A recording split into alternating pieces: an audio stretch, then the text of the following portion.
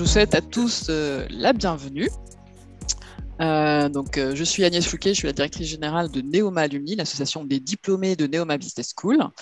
On va être ensemble une petite heure pour cette table ronde, cette plénière sur le programme Neoma Engage for Positive Impact, qui est le thème en fait de l'ensemble de notre semaine des rentrées des tribus. Donc, je suis très très fière en fait qu'on ait placé ce thème-là sur la rentrée des tribus. Donc, vous allez voir, on va vous en dire un petit peu plus juste après.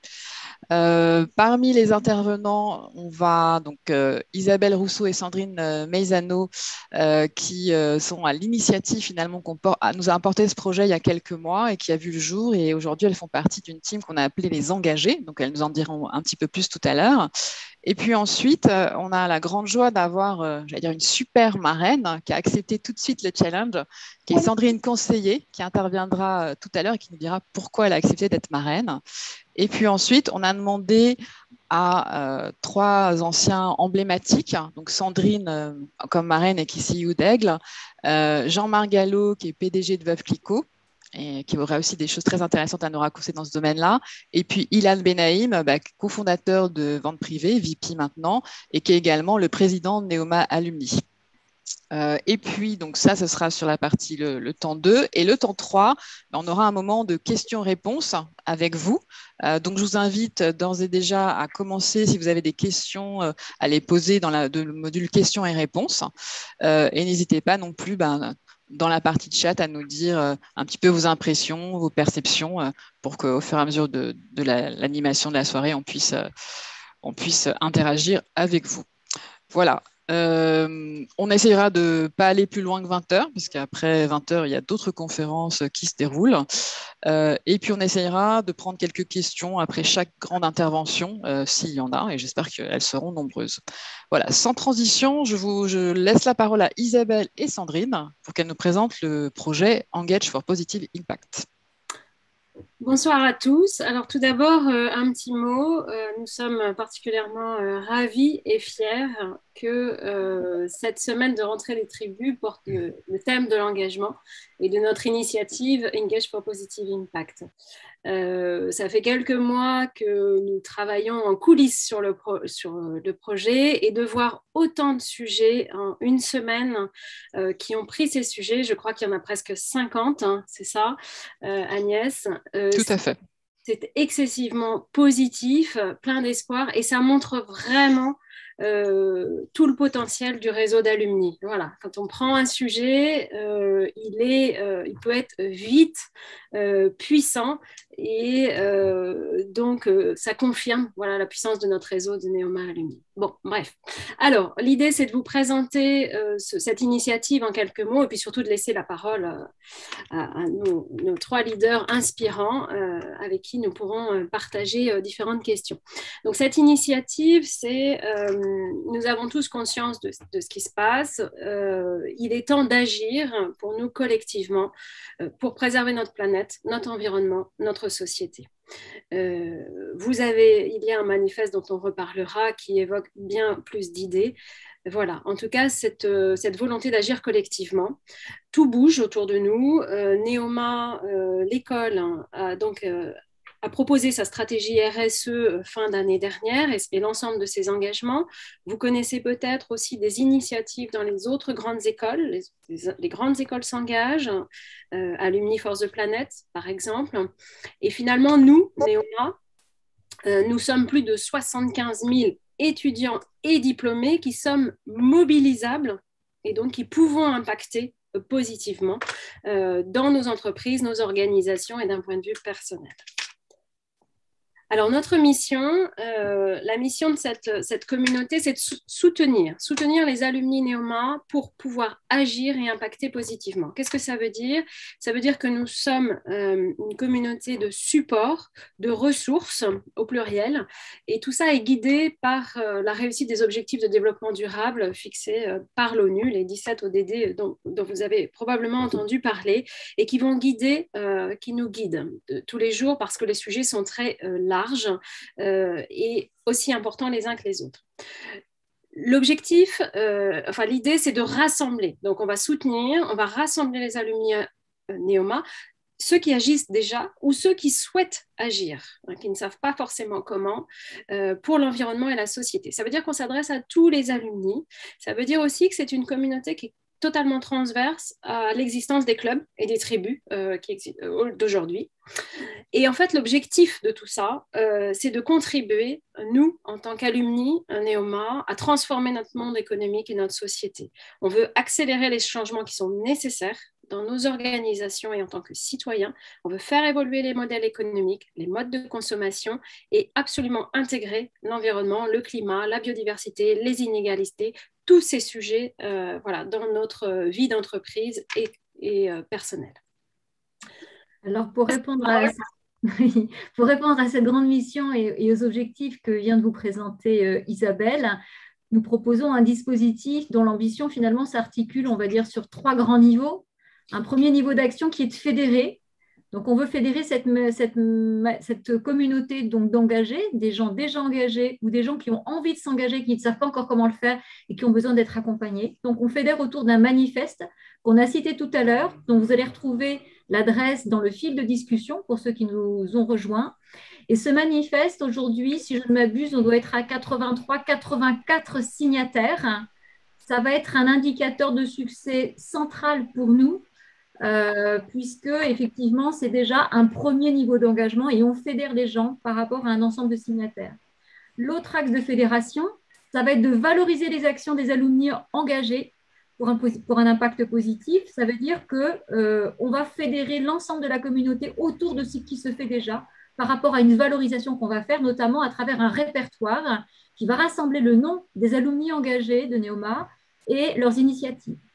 Le deuxième niveau d'action pour réussir notre ambition, c'est de mobiliser.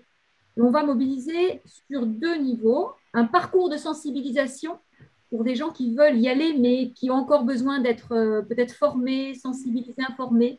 Des exemples, des ateliers de la fresque du climat que l'on connaît, de la fresque de la biodiversité, sur les sujets du numérique, sur les sujets de la diversité. Il y aura beaucoup de thèmes à partager dans le cadre de ce qu'on appelle, avec Isabelle et l'équipe de Task Force que je vais vous présenter après, un parcours de sensibilisation. Et puis, on va construire un programme d'entraide avec des groupes entre pairs, voilà, pour échanger notamment les best practices. Le troisième niveau pour réussir notre ambition, ça va être de partager avec l'ensemble des parties prenantes internes de Neoma. Bien sûr, l'école a son programme RSE au niveau du campus, au niveau des personnels, au niveau de l'enseignement. Il est évident qu'on doit être dans le partage avec l'école. C'est aussi vrai pour l'ensemble des associations des étudiants. Vous n'êtes pas sans savoir qu'au sein de Neoma, sur les campus de Rouen, sur les campus de Reims, il y a des étudiants qui sont aujourd'hui dans des associations de tous ordres et notamment des associations à vocation fortement sociétale. Et bien entendu, la Fondation Neoma est aussi un interlocuteur important dans cet écosystème. Et puis, on aura d'autres acteurs avec qui on sera dans le partage. Isabelle citait tout à l'heure Alumni for the Planet, qui sera un interlocuteur, bien entendu, des alumni engagés for Positive Impact. Voilà. Et l'idée pour réussir tout ça, ça se fait dans un collectif.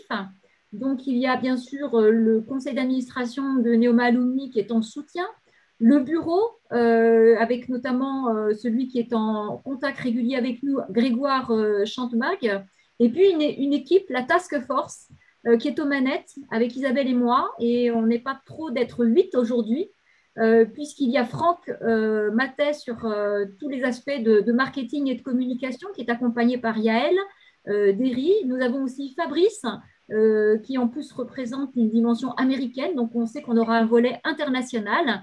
Fanny, Maureen, Marie, voilà, je vais vite pour laisser très vite la place à nos trois speakers, parce que ce qui est intéressant ce soir, c'est que nous impulsons l'initiative des engagés Neoma Alumni, mais derrière, il y a déjà des gens qui peuvent nous inspirer, et surtout, il y a déjà une marraine, et on la remercie encore.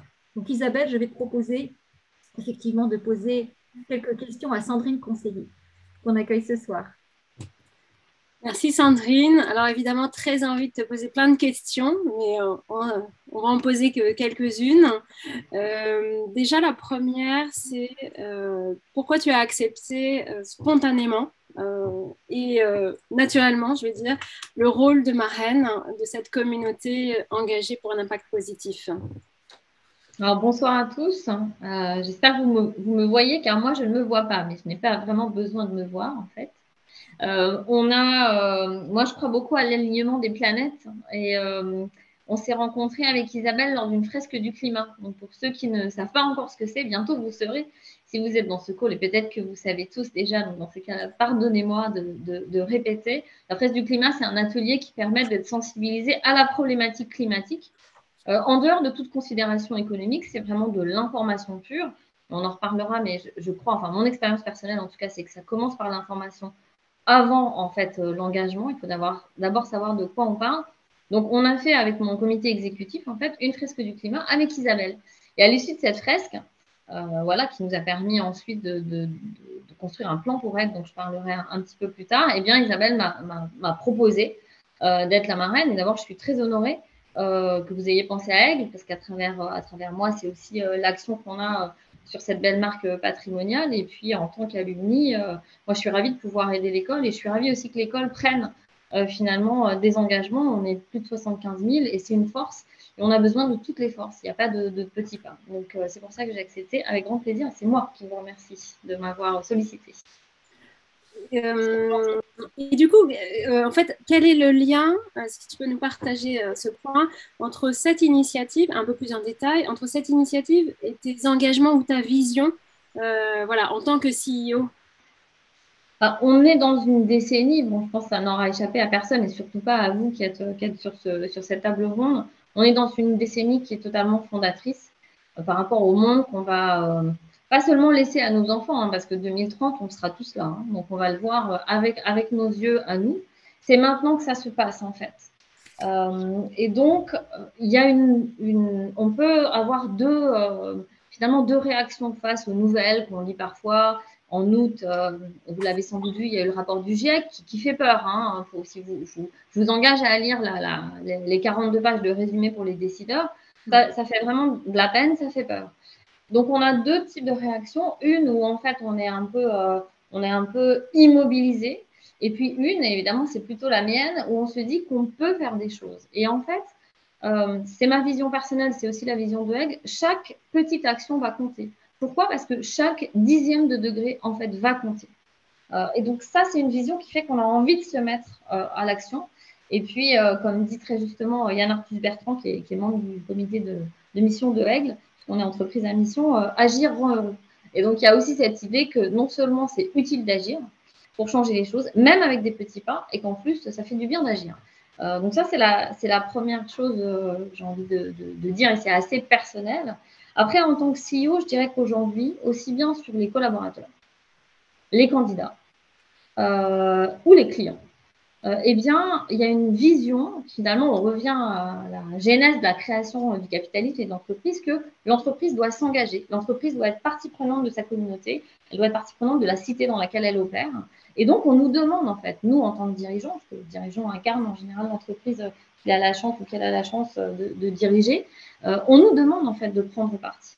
Et donc, à ces deux titres-là, parce qu'il y a une urgence et une opportunité de s'engager et d'agir personnellement, mais aussi parce qu'on est tous des professionnels, chacun dans nos jobs différents, on nous demande ça en tant que professionnel, d'avoir une action. C'est un petit peu l'action des deux finalement. Je trouve que cette initiative rejoint. Et puis bon, Positive Impact, c'est aussi le nom de la stratégie de Aigle. Alors je trouvais que les planètes étaient bien alignées. Justement, alors par rapport à cette initiative, qu'est-ce que tu penses pouvoir nous apporter à nous tous, hein?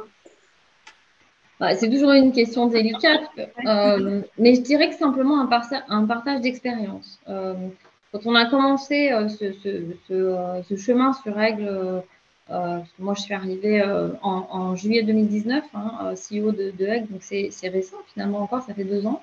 On a eu un chemin d'information d'abord, je l'évoquais tout à l'heure, et l'information en fait sur tout ce que l'on peut faire pour contribuer à endiguer, à diminuer le dérèglement climatique, en fait, c'est une information qui n'est pas très facilement accessible. On a traversé la crise du Covid, on a tous eu à gérer la trésorerie de nos boîtes.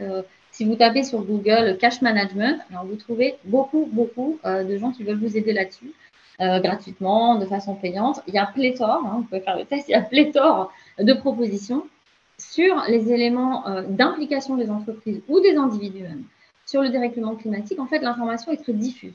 Donc, la première chose, c'est peut-être simplement pouvoir partager avec tous ceux qui ont envie de s'engager ce qu'on a fait, nous, pour trouver de l'info. Qu'est-ce que c'est qu'une fresque du climat? Comment on peut mesurer son propre empreinte carbone pour savoir comment on peut changer à titre individuel?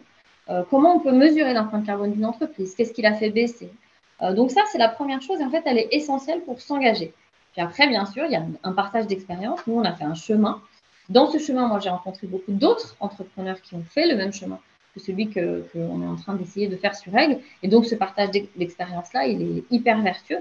Puis j'espère bien retirer des idées également parce que ensemble, on est plus fort et c'est une bataille collective puisque c'est une bataille pour le monde dans lequel on va tous se projeter.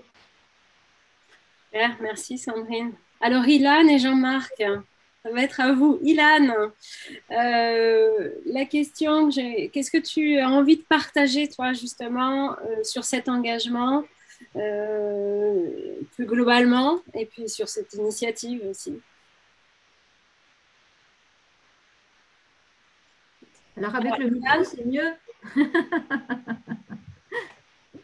Alors, ce que je voulais dire, c'est qu'effectivement, la crise de Covid a amélioré la prise de conscience, mais aujourd'hui, on n'est pas assez de 65 000 ou 75 000 avec les étudiants pour promouvoir un peu et expliquer un peu ce qui se passe et se rendre compte un peu de ce qu'on a fait. On ne se rendait pas compte que nos attitudes machistes avaient un impact sur les femmes. On ne se rendait pas compte que notre consommation débridée avait un impact sur le développement et les commerces internationaux et des différences entre les pays. On ne s'en rendait pas compte. En revanche, moi, quand je parle aux étudiants, pour eux, c'est complètement normal. Quand je parle à mes enfants, ils sont nés là-dedans. Ils ne voient pas un monde différent. Pour eux, toutes ces actions sont là. Donc, ce qu'il faut vraiment qu'on fasse, et c'est pour ça que j'aime bien que Sandrine dise et répète qu'il ne faut pas attendre des politiques que les changements arrivent, c'est à nous de le faire, à chacun à son échelle. Moi, par exemple, il y a quelque chose qui est très, très important pour moi, c'est le zéro papier. On n'a plus aujourd'hui le droit de... Alors, évidemment, je dis ça, mais j'ai imprimé en papier, parce que je suis très, très... j'aime bien écrire. Mais oui, le zéro papier, c'est vraiment quelque chose qu'on peut aller très, très vite. Aujourd'hui, on est complètement dans une société complètement digitalisée.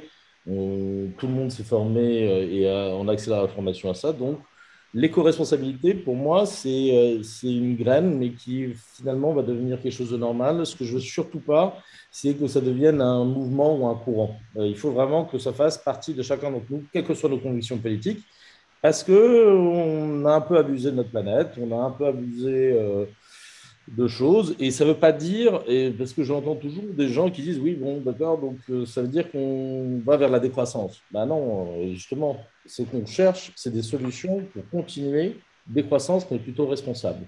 Et on ne les a pas toutes, ces solutions aujourd'hui. On ne les a pas toutes. Et il faut les chercher. Et c'est pour ça que je trouve qu'on n'est pas assez de 65 000 ou 75 000 à faire. J'imagine que Sandrine, ça doit être un challenge énorme pour une marque de vêtements d'afficher un 100% éco-responsable. Donc voilà, il faut qu'on soit dans l'innovation. L'innovation, elle va aussi permettre de s'en sortir. Tu parlais aussi, Ilan, enfin, vous avez d'ailleurs travaillé ensemble, enfin, vos entreprises travaillent ensemble. Oui. Ouais. Si vous voulez nous partager. Tu veux parler de l'initiative? Oui. Tu laisses en parler? Tu veux que j'en parle un petit peu? Vas-y, bien sûr. Ouais, en fait, c'est là aussi, moi j'aime bien les choses qui commencent par un rapport humain, parce qu'en fait, c'est de ça dont on parle aussi. Hein.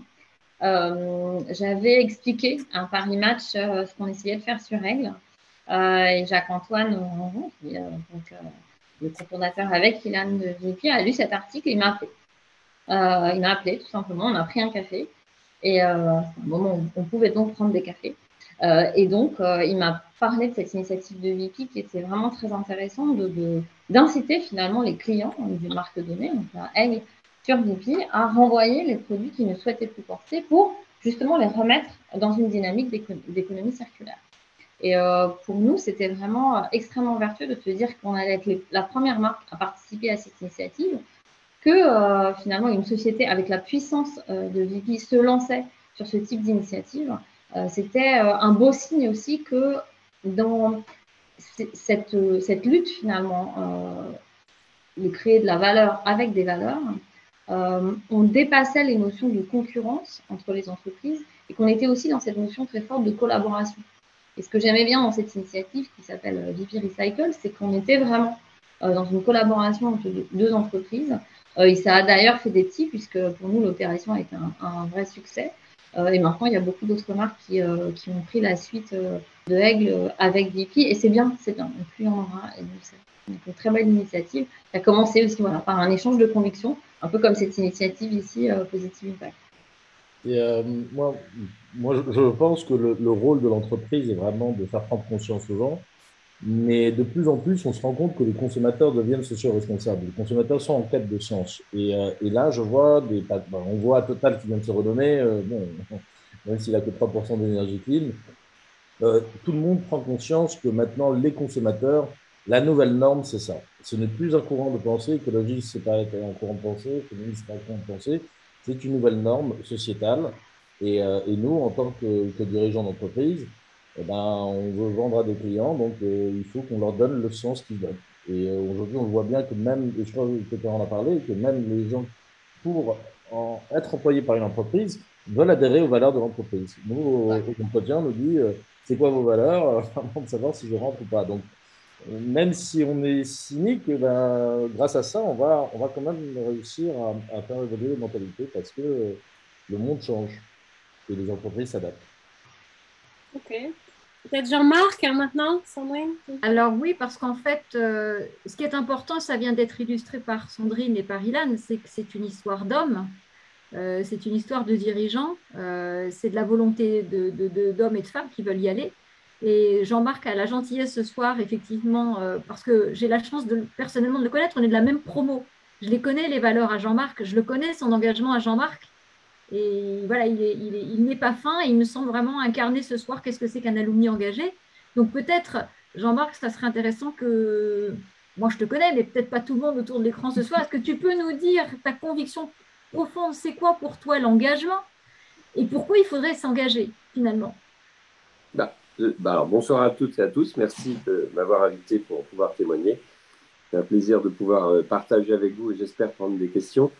Je pense que d'abord et avant tout, l'engagement, c'est une histoire de conviction et de valeur. C'est savoir et identifier où on veut aller. Alors, on parle souvent des visions d'entreprise, mais je pense qu'on a aussi la vision de la manière avec laquelle on souhaite contribuer. Et après, je pense que le plus important, et je pense que l'exemple d'Ilan avec la réussite formidable de son entreprise, c'est d'y aller, c'est de walk the talk et d'accepter de faire les choses. J'ai un motto qui est Better do than perfect. Tout n'est pas parfait, mais c'est d'y aller, parfois de prendre des risques, faire des erreurs, trébucher en chemin, mais continuer et surtout, ça n'est pas qu'une affaire personnelle, c'est une affaire de communication et de conviction et d'arriver à engager et emmener les autres avec soi. Donc, c'est peut-être aussi des profils qui ont un vrai dynamisme ou un vrai moteur intérieur. C'est peut-être plus facile pour ce genre de profil dont je crois faire partie, mais je pense qu'on a tous, d'une manière ou une autre, une capacité de s'engager, soit dans sa vie privée ou sa vie professionnelle. Et c'est une grande source à la fois de motivation, mais aussi de satisfaction de pouvoir contribuer, quelle que soit sa contribution. Ah, tout à fait, une source de fierté aussi, je crois, parce qu'on parle aussi de fierté par rapport à l'engagement. Et alors, pour être concret, ce soir, il y a peut-être une initiative dont tu peux nous parler, qui est une très belle illustration de l'engagement. C'est un partenariat que tu viens de monter avec l'école, hein, avec ta casquette de dirigeant de la Veuve Clicquot. Est-ce que tu peux nous expliquer ce que c'est que ce soir? Parce que voilà, à partager avec tout le monde ce soir, une initiative qui est vraiment l'incarnation de l'engagement. On t'écoute.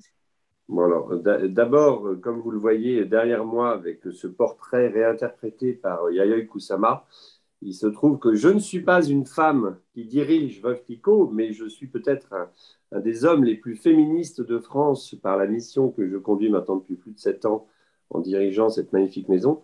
Et on parle ici d'une femme qui, en 1805, à 27 ans, a perdu son mari. Et mesdames, je vous rappelle qu'au début du 19e siècle, les femmes n'avaient pas le droit de diriger des entreprises, sauf cas unique, si c'était une entreprise familiale et qu'on était donc veuve. Et tout le monde autour d'elle, à commencer par son beau-père, ont tout fait pour la décourager. de reprendre l'entreprise. Et elle a repris l'entreprise non seulement en faisant pas du business as usual comme on le craignait, mais vraiment en étant extrêmement audacieuse, extrêmement déterminée. Et en fait, dans tout ce que nous sommes et tout ce que nous faisons dans la maison Veuve Clicquot, il y a d'abord le respect de l'esprit de Mme Clicquot, et ensuite, il y a cette nécessité d'être authentique. Alors, pour répondre spécifiquement à ta question, Sandrine, il se trouve que bien sûr, il y a le développement durable dont parlait Sandrine qui est très fort. Je pourrais parler de viticulture durable et d'éléments qui viennent naturellement à l'esprit quand on parle de métiers liés à la nature comme le nôtre et on sort d'une vendange. J'en profite d'ailleurs pour le dire, elle se termine ces jours-ci, qui est très mauvaise parce qu'il y a une très petite quantité avec les conditions climatiques entre le gel, la pluie et tout ça. La quantité ne va pas être là. La qualité sera là, mais la quantité malheureusement ne sera pas là. Et donc nous, chez Veuve Clicquot, c'était une société qui a fêté ses 250 ans et il y a 50 ans, on a créé quelque chose qui s'est appelé le prix de la femme d'affaires et qui a repris un autre terme depuis 3 ou 4 ans qui est BOLD. BOLD, c'est quoi? C'est, si on voulait prendre une traduction littérale, c'est être gonflé, c'est être audacieux, c'est savoir, comme je le disais tout à l'heure, s'engager et prendre des risques.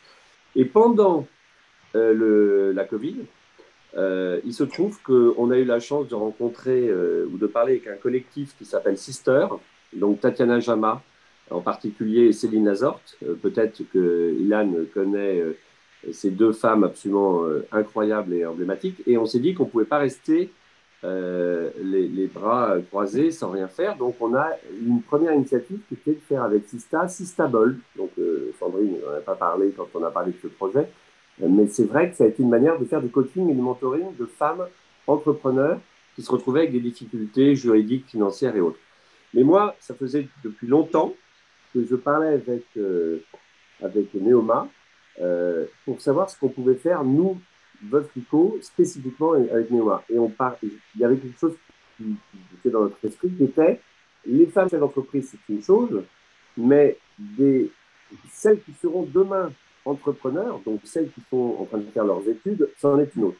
Et pendant la Covid, en parlant avec Delphine, elle m'a expliqué qu'il y allait avoir un certain nombre d'étudiants et d'étudiantes qui allaient être obligés d'abandonner leurs études parce que le périmètre financier qui était celui d'une aide de leurs parents, et même s'il y a des systèmes de bourse qui, je crois, si je ne dis pas de bêtises, Agnès me reprendra, qui arrivent à peu près à prendre en charge 40 ou 50% des frais de scolarité et des frais de vie, qu'il allait donc avoir un certain nombre de personnes qui allaient perdre la possibilité de suivre leurs études, après, par contre, un très très beau parcours dans leurs études, mais être obligé d'arrêter. Et donc là, sans demander à qui que ce soit, d'ailleurs, chez LVMH, même si on est plutôt un grand groupe, donc il ne faut pas le répéter si quelqu'un de LVMH écoute ici, j'ai décidé, en parlant avec elle, de prendre en charge 10 étudiantes, et alors seulement des jeunes femmes. Alors on m'a dit pourquoi des jeunes femmes, c'est de la discrimination, nanani, nanana, de toute façon quoi qu'on fasse, c'est jamais bien. Donc là, j'assume, c'était 10 jeunes femmes qu'on a pris soit en première, deuxième ou troisième année, et qu'on va donc accompagner en payant leurs études et leurs frais de vie jusqu'à la fin de leur scolarité. Donc celles qui sont en première année, c'est pour 3 ans, celles qui sont en troisième année, c'est pour 1 an. Et plus que cela, pour que c'est un vrai sens, suivant leur domaine d'activité, nous allons avoir les membres de comité de direction qui ont la fonction qui correspond, et on a commencé à mentorer ces étudiantes pour pouvoir les accompagner dans leur développement et aboutir dans leurs études et demain devenir les femmes entrepreneurs dont on a tant besoin en France, parce que je donne juste un chiffre dans le baromètre qu'on a fait. 92% des femmes qui voudraient entreprendre souhaitent avoir un rôle modèle en France et seulement 16% d'entre elles, je répète 16%, peuvent citer le nom d'une femme entrepreneur. Donc il y a quand même, mesdames, puisque vous êtes en majorité aujourd'hui, un gros travail à faire et je pense que là-dessus, Madame Clicquot et la maison Veuve Clicquot a une vraie j'allais dire, légitimité et détermination pour aider. C'était un petit peu long, mais c'est la passion qui m'anime par rapport à cette initiative qui a concrètement, par rapport à ce que disait Sandrine, permis d'avoir 10 étudiantes qui continuent leurs études. Et ça, voilà, c'est une contribution, c'est un engagement. Et je dois dire qu'on est très fiers et qu'on a surtout des retours de ces jeunes femmes qui sont absolument extraordinaires. Et dans les engagés, il y a effectivement les alumni en poste et il y a les étudiants et il y a ceux en devenir. Et cet aspect intergénérationnel, il est effectivement très important à souligner. En tout cas, on est là dans quelque chose de très concret et qui fera donc partie des initiatives qu'on va bien entendu s'empresser de valoriser dans la communauté des alumni Néoma. Peut-être on peut continuer aussi, Isabelle, avec notre Sandrine, marraine, qui n'est pas oui, seulement notre marraine, mais qui est donc un dirigeant d'entreprise qui a des choses certainement à dire au niveau de Aigle. Mais oui, évidemment, on ne se connaît pas avec Jean-Marc, mais en fait, vous voyez, on se dit qu'il n'y a pas de hasard, parce que je me suis levée, je vais pas pour disparaître, parce que dans mon bureau, il y a ça. Voilà, Sista, moi j'en fais partie aussi. Sista Bold, j'ai participé en fait, donc j'ai mentoré des jeunes entrepreneuses. Donc voilà, c'est une super initiative, effectivement, parce que s'il n'y a pas assez de rôle modèle, c'est qu'on n'est pas assez nombreuses en fait, hein, tout simplement. Il y a moins de 10% de femmes qui sont membres des CODIR, donc je ne parle même pas de diriger des entreprises comme Aigle en France, hein. Donc c'est sûr que on part de loin, mais voilà, c'est avec des initiatives comme ça que petit à petit, on fait son chemin. C'est comme pour le climat, il n'y a pas de petits gestes. Donc là aussi, c'est super, une super initiative. tu nous reparles, Sandrine, des engagements de Aigle et où vous Oui, en bien sûr, avec plaisir. En fait, on a là, ce soir, c'est intéressant parce qu'on parle de deux entreprises qui sont des entreprises patrimoniales, hein. Aigle, c'est une entreprise qui est née en 1853. Donc, pour ceux qui n'ont pas vu l'expo Napoléon, moi, j'ai appris que c'était l'année où Napoléon III a épousé Eugénie. Donc, ça donne une idée quand on arrive dirigeante d'une entreprise comme ça, de ce qu'on a entre les mains. C'est une responsabilité. C'est aussi une boîte qui a traversé deux guerres, la crise de 29, le SRAS, la crise du pétrole, et qui est toujours là, à vendre des bottes, comme celle qu'il y a derrière moi, et beaucoup dans mon bureau que vous ne pouvez pas voir, qui sont pour la plupart faites à un grand sur Vienne, donc Made in France.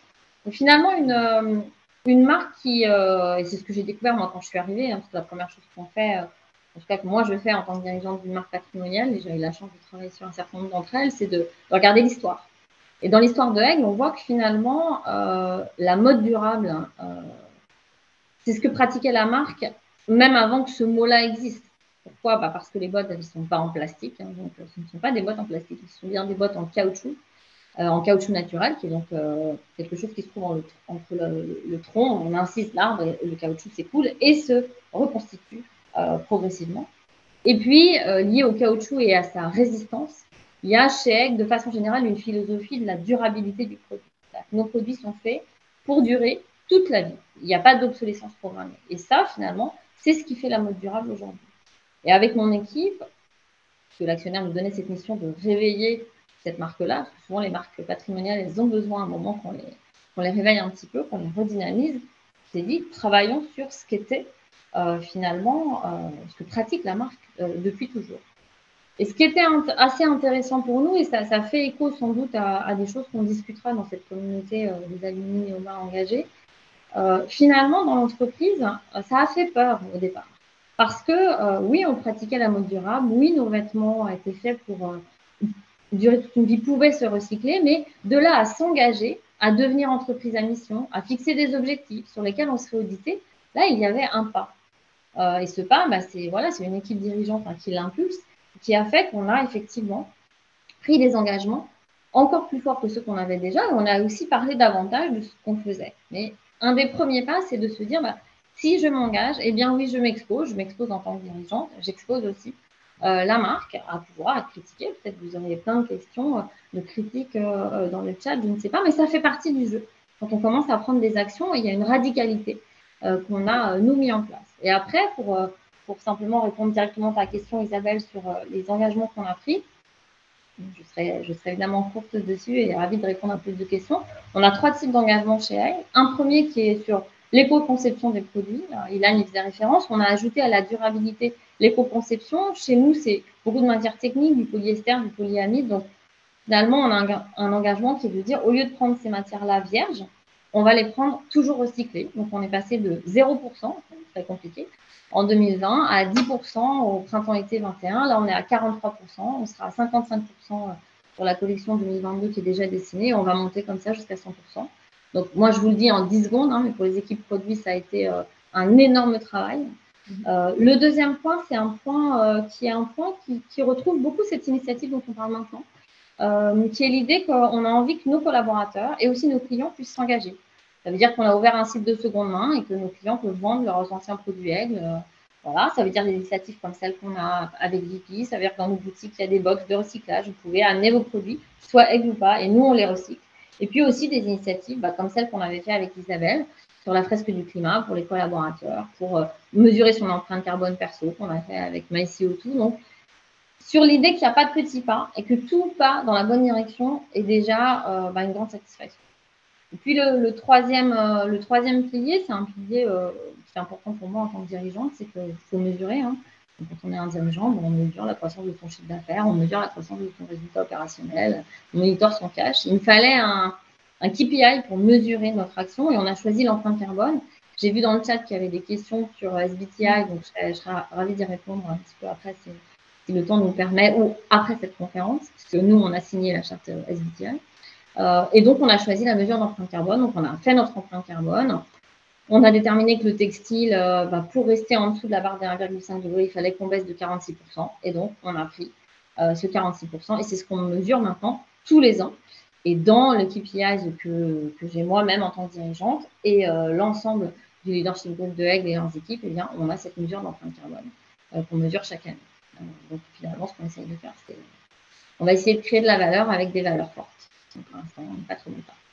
On peut quand même souligner que Aigle est une des premières entreprises à mission. Oui, tout à fait. Ça fait partie de ces engagements.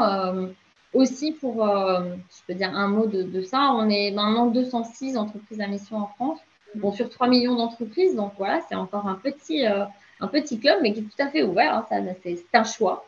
C'est un choix risqué, j'en parlais au début. Peut être considéré comme risqué. Pourquoi ? Parce que c'est un statut qui est opposable. On a pris des engagements qui sont exactement ceux que je vous ai décrits. Hein. Chez nous, il n'y a pas un plan stratégique et un plan d'entreprise à mission. C'est le même plan de développement de l'entreprise par ces valeurs d'implication forte sur l'environnement, qui est notre terrain de jeu, hein, avec nos produits, évidemment. Donc, tout ça fait du sens. C'est un statut sur lequel on sera audité tous les 18 mois et qu'on peut perdre. Donc, forcément, voilà, mais c'est ça qui fait son intérêt, pour moi, en tout cas, en tant que dirigeant. Et puis, pour l'interne, c'était très important parce que ce qu'on fait, c'est difficile. Que les collaborateurs puissent se dire, ça n'est pas la marotte de la dirigeante et de son équipe. Si demain, c'est une autre équipe, et c'est ça la vie des entreprises, hein, eh bien, cet engagement-là, il restera puisque maintenant, le fait de réduire notre empreinte carbone tout en proposant des produits aux clients pour qu'ils puissent vivre des expériences dans la nature, eh bien, ça fait partie de nos statuts.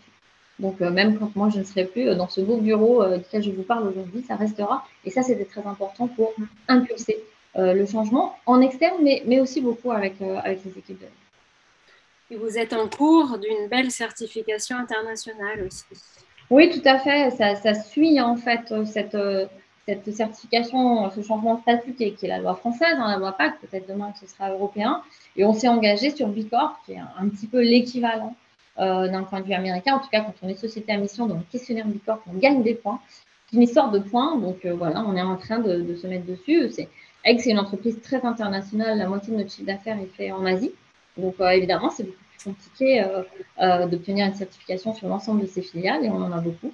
Mais voilà, les équipes sont dessus. Et la bonne nouvelle, c'est qu'il y a une longue liste d'attente. C'est un peu comme pour le permis à un moment. Il y a une longue liste d'attente pour pouvoir être audité par B Corp en France. Et donc, on est nombreux à essayer d'avoir cette certification. C'est une bonne nouvelle, mais je pense qu'à la fin de l'année prochaine, on y sera.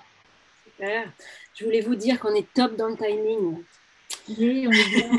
Et que du coup, on est bien. On va avoir le temps pour les questions-réponses. On va avoir le temps pour les questions, absolument. Voilà. Donc, alors, comment on les prend? Alors, écoute, moi, il y a déjà des questions dans le Q&A et puis il y en a dans le chat. Donc, ce que je propose, il y a Alexandra Capadoro qui nous demande, pour plus de détails, quels sont les freins les plus courants, d'après vous, aux initiatives et engagements que vous essayez de mettre en place dans vos entreprises? C'est une bonne question. Qui veut répondre? On peut répondre à tous les trois. Hein, tous les trois, mais Milan, je pense. Hein. Ouais, bien sûr. Moi, je peux en tant que dirigeant, il y a pas mal de choses, je pense, à raconter. La première chose, en tout cas, que moi j'ai vécu chez Aigle, c'est la peur du risque, en fait. Parce que s'engager, c'est s'exposer. Et donc, c'est sûr que quand on reste dans son bureau à faire des choses très bien, mais qu'on ne les communique que très peu, et de façon peu radicale, hein, eh bien, on ne prend pas beaucoup de risques. Et chez Egg, il y avait une vision, il y avait une grande fierté de faire ce qu'on fait, de faire des produits durables, de faire des produits Made in France, mais il y avait une impression chez les collaborateurs que c'était incompatible avec la création de valeur. Donc, on me disait très clairement, produire en France, c'est super, mais tu vois, ça coûte 3 fois plus cher que de produire en Chine, donc pour la marge, c'est un énorme problème. Les parkas, elles durent toute une vie, c'est super, mais qui va nous les racheter? Tout ça, c'est vrai. Hein. C'est vrai que ça coûte 3 fois plus cher. C'est vrai que quelqu'un qui a acheté une parka ne va pas en racheter une le mois d'après. La question pour mon équipe et moi, ça a été de retourner ça et d'en faire un argument, évidemment, de positionnement de marque et de préférence de marque. Mais il a fallu retourner ça. Et pour moi, ça a été le plus gros, je dirais, le plus gros au départ. C'est incroyable parce que j'avais un board cet après-midi d'une marque de textile. Et c'est exactement ce sujet qu'il y avait. Et je leur ai dit, mais vous ne pouvez pas juste faire. Alors, ce que je recommande surtout de faire, c'est que tout le monde fasse un audit pour se rendre compte déjà de son empreinte carbone. Parce que quand on voit le résultat de l'audit, et là, on se rend compte qu'on ne peut améliorer que ce qu'on mesure. Et de faire ce genre d'audit, c'est vraiment, vraiment la base. Vraiment réaliser ce qu'on fait. Mais, et dans le board, donc, ils présentaient le CSR et voilà ce qu'on va faire. Et en fait, je me dis, mais ça, c'est de la com. Ça, tu te rends compte que tu as peur que ton consommateur va évoluer et tout. Donc, tu te dis, je vais faire de la com. Mais là, ce qu'il faut, c'est que tu changes ton business model. Ouais. Tu produis 90% en Chine et en Inde. Si tu commences à produire en France, tu ne vends plus au même prix.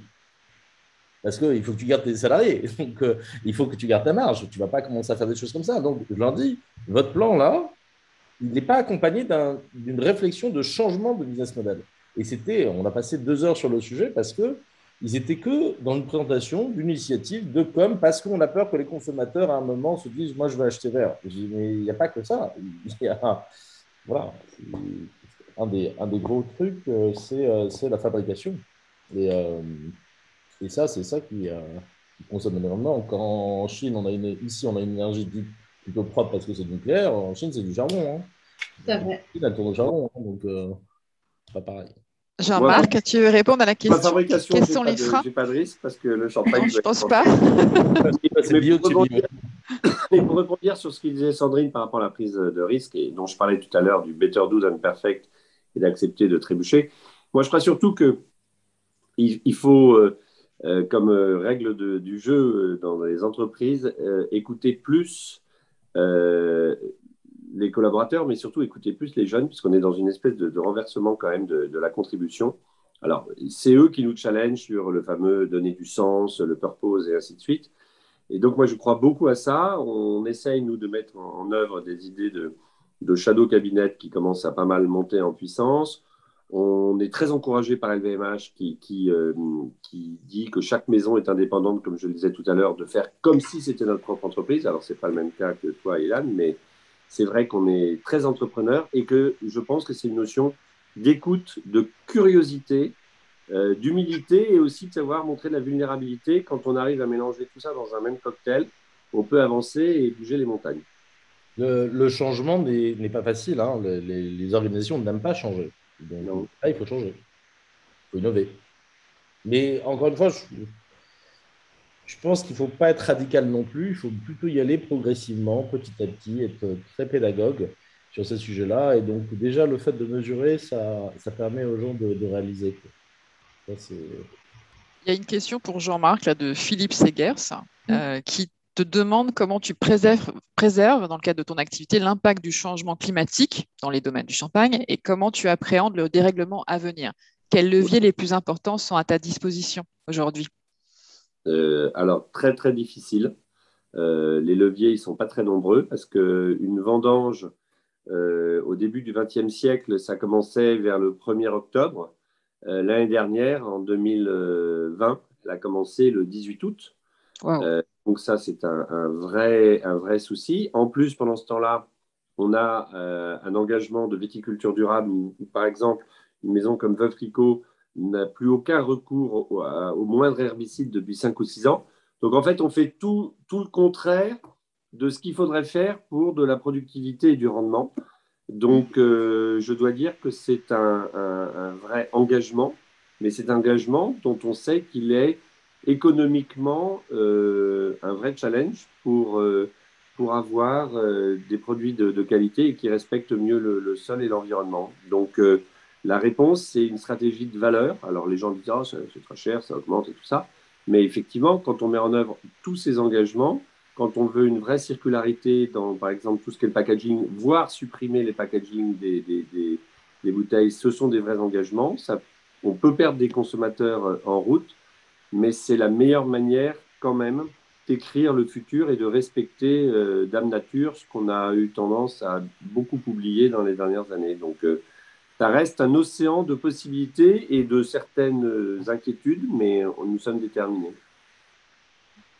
Et j'ai une question qui va un peu pour toi toujours dans le même sens, mais pour une marque comme Clico, dont le département marketing semble miser énormément sur les créations fréquentes de POS, comment adapter cette stratégie avec une logique plus durable? C'est un peu ce que tu viens de dire, je pense. À partir de 2022, l'année prochaine, donc pour les 250 ans, nous sommes une marque solaire et circulaire. L'intégralité de toute la POSM, ce qu'on appelle la POSM, des seaux,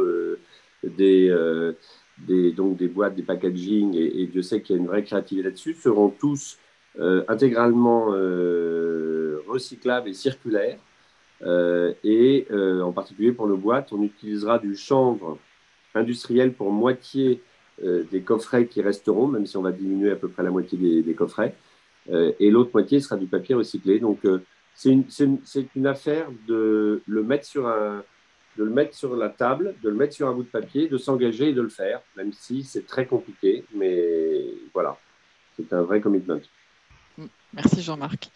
Une question de Philippe, de nouveau. Quel effet positif voyez-vous, alors ça c'est une question pour vous trois, quel effet positif voyez-vous dans l'implication des équipes, dans leur engagement, dans leur qualité de vie? Avez-vous l'impression de donner plus de sens? Énorme, hein. Moi je peux commencer, pour ça on tourne. On ne va pas oublier la question SBTI, même si elle est un peu technique, parce qu'elle est intéressante. Énorme, enfin, quand on est devenu société à mission, ça a été bien au-delà de ce que je m'imaginais. C'est-à-dire que vraiment, les collaborateurs se sont dit, là, ils sont sérieux. Et je pense qu'il y a une des initiatives, je le raconte comme anecdote, parce que ça arrive bientôt, qui est le Black Friday. Vous savez sans doute, si vous faites du shopping, que le Black Friday dans le textile, c'est un événement qui est plus important économiquement que Noël maintenant pour beaucoup de marques. Pas pour toutes, mais pour beaucoup de marques. C'est aussi un moment où il y a plus de presque 80% des Français qui disent je consomme n'importe comment, ce que j'achète, c'est tellement en promotion que j'achète un peu n'importe quoi. C'est les clients eux-mêmes qui le disent. Donc, évidemment, quand on était société à mission, on s'est dit, bon, pas de Black Friday. Les collaborateurs sont venus avec des initiatives un peu tièdes. On le fait, mais on ne le fait pas vraiment, on fait quand même un peu de promo. Et on leur a dit, en fait, avec mon équipe, en fait, non, en fait, on ne va pas le faire du tout. On va fermer, en fait. On va fermer notre e-shop. Il y aura uniquement notre e-shop de seconde main qui sera ouvert. Pendant ce temps-là, on fera des actions de sensibilisation auprès de nos collaborateurs et auprès de notre staff retail qui ne sera pas en boutique. Donc, de temps en temps, en tout cas pour nous, je ne dis pas que tout le monde doit faire ça, mais pour nous, il y avait une forme de radicalité qui était aussi nécessaire. Et c'est cette radicalité, pour répondre directement à la question, qui a fait que les collaborateurs se sont dit, OK, ici, je sais pourquoi je me lève le matin. Et ça n'a pas de prix, en fait. Ça n'a pas de prix. Jean-Marc, Ilan, sur ce sujet, justement, du sens que ça a donné pour les collaborateurs, qu'est-ce que ça a changé? Qu'est-ce que vous avez vu?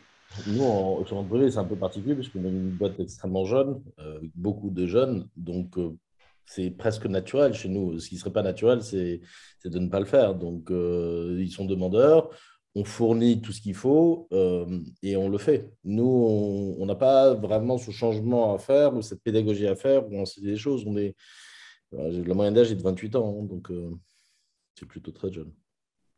Non, pour ajouter à ce qu'a dit Sandrine, moi je pense qu'il y a un accueil absolument incroyable. Il y a surtout un aspect boule de neige qui fait que ce qui est formidable, c'est que dès qu'on met le doigt, c'est pas un engrenage, mais dès qu'on met le doigt là-dedans, ça va, c'est plus fort que tout.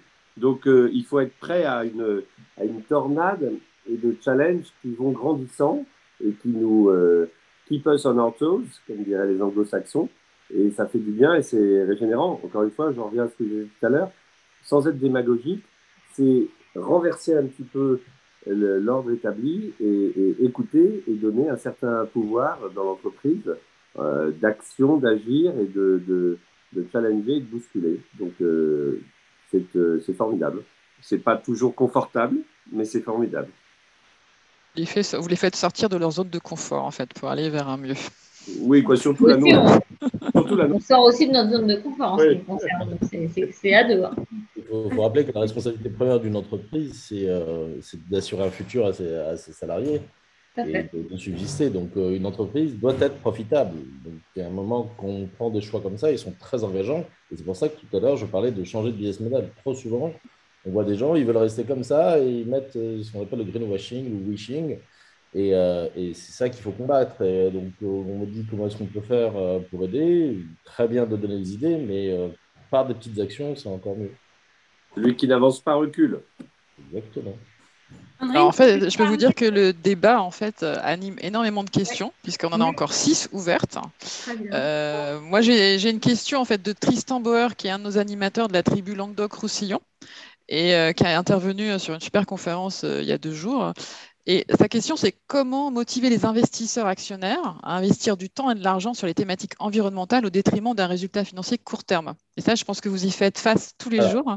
Alors, ce qu'il faut savoir, c'est que les investisseurs, c'est eux qui le demandent maintenant aux boîtes. Aujourd'hui, oui. Voilà, ça a changé. Avec les Ça a fameux changé. critères ESG. Ouais, mais les fonds sont devenus éthiques. Ils ont une très mauvaise réputation, mais ils deviennent éthiques. Ils veulent faire des investissements qui ont du sens, eux aussi. Ils ne veulent pas investir dans des choses comme ça. Donc, ils vont chercher des sociétés qui arrivent à avoir une consommation socio-responsable, à avoir des vrais plans de CSR avec vraiment des produits éco-responsables à 80 ou 100% et rentables. Et donc, on a des business models comme ça, nouveaux, qui se présentent sur le marché et qui marchent très, très bien. Et la problématique, c'est pour les anciennes industries à se convertir, parce qu'elles, elles ne veulent pas changer, elles attendent qu'on leur force et que leurs clients leur imposent, mais celles-là, elles ne vont pas subsister. Et moi, je dois dire que, pour répondre à la question, au sein de LVMH, ça fait 25 ans qu'il y a un département de développement durable chez LVMH. Et là, c'est l'actionnaire, et en particulier son fils Antoine Arnaud, qui porte ça de manière très forte. Donc, c'est d'abord à la fois une vraie conviction et c'est très motivant pour tout le monde. Donc, moi, je crois beaucoup au fait que ce soit, encore une fois, c'est comme une partie de ping-pong. Je parlais de boule de neige tout à l'heure. Il faut l'étincelle du départ.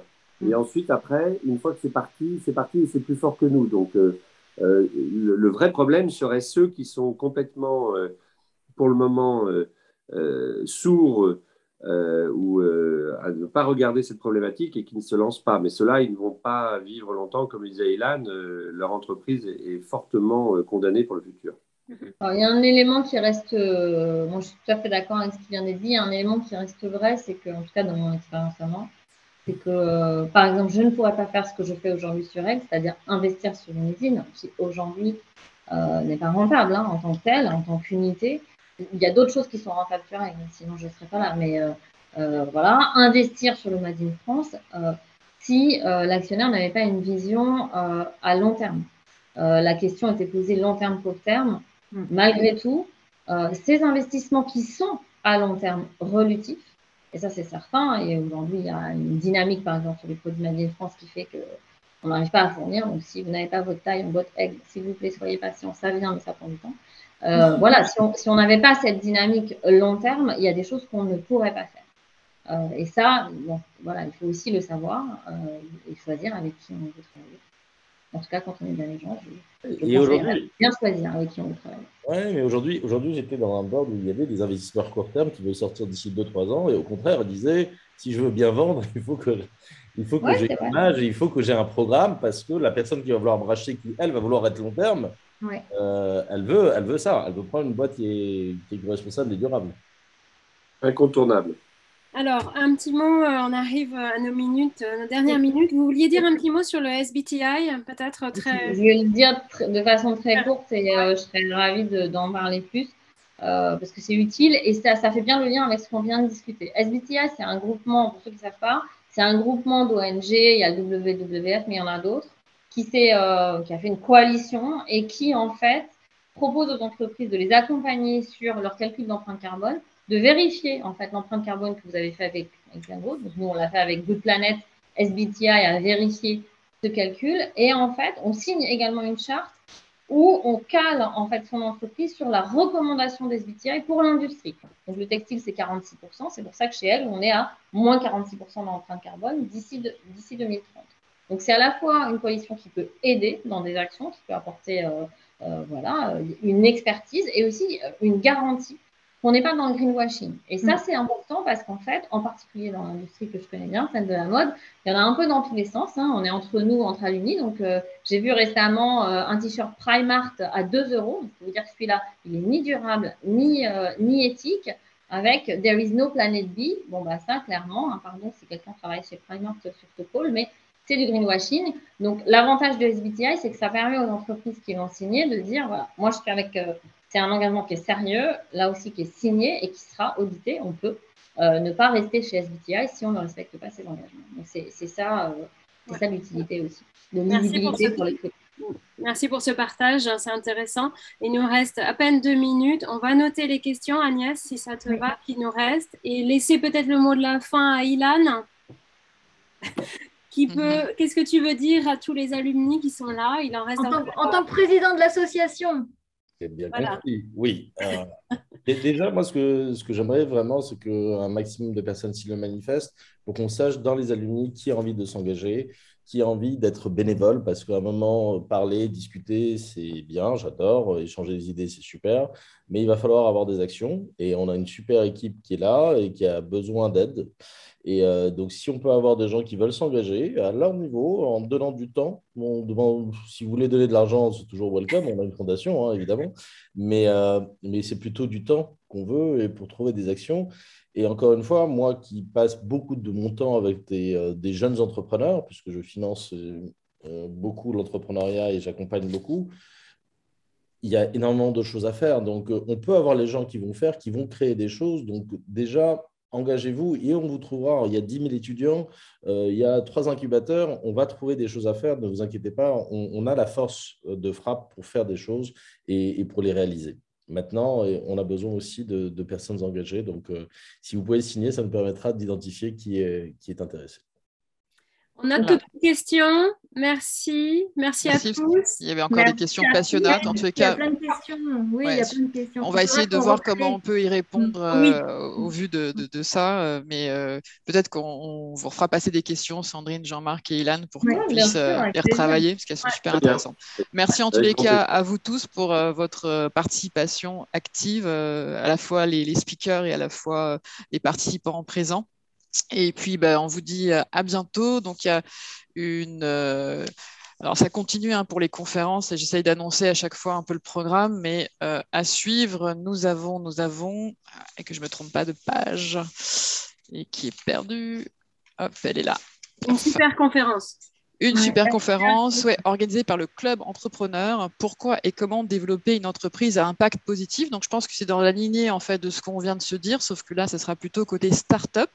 Donc, si déjà, dès le early stage, ils sont capables d'imaginer ça, c'est l'occasion de venir. Et demain à 13h, j'aurai la grande joie d'interviewer Delphine Manceau, qui justement fera aussi le lien avec ce sujet-là, puisque l'école a démarré il y a très longtemps l'initiative au sein de l'école, puisque je remarque on l'a illustré par une des initiatives, mais il y a beaucoup de choses qui ont été faites à l'école, donc ça sera l'occasion d'en reparler.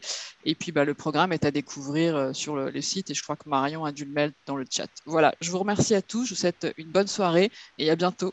Merci beaucoup. Bye bye. Merci beaucoup.